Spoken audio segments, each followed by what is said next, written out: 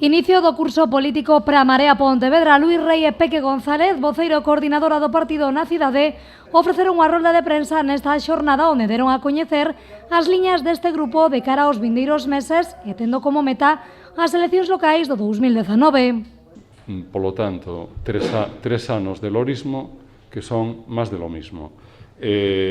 O ano que falta é o ano de consolidación e de construción das posibilidades do novo ciclo que hai que abrir no Concello de Pontevedra. Nos intentamos facelo con acordos con outros grupos, singularmente co grupo que goberna o Concello. Esa era a nosa vontade, pero é moi difícil pechar acordos con quen non quere escoitar, nin escoitar aos veciños, nin tampouco escoitar o resto das forzas políticas. Luís Rei ten claro que o diálogo e a transparencia estarán entre as liñas e puntos estratégicos da Marea nos vindeiros meses.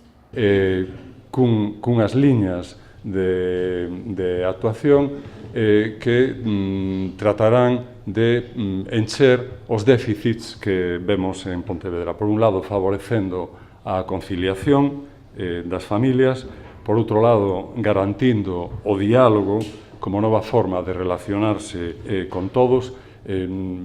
Escoitamos continuamente queixas de todo tipo de colectivos, de todas as pelaxes, dicindo que o grupo de goberno non lle escolle o teléfono, e establecendo canles permanentes de participación e transparencia.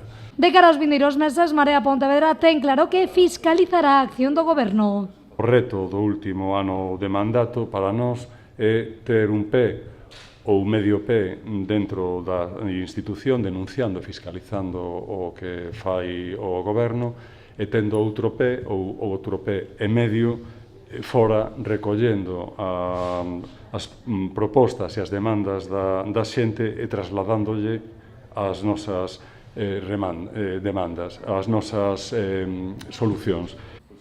En relación ao 2019, márcanse como obxectivo poder chegar a gobernar e acabar así coa época do lorismo, xa que está estancada, segundo Rei. O voceiro da Marea dixo que na actualidade teñen certo desencanto co BNG o deixar no aire compromisos pechados co seu partido dende o ano 2017.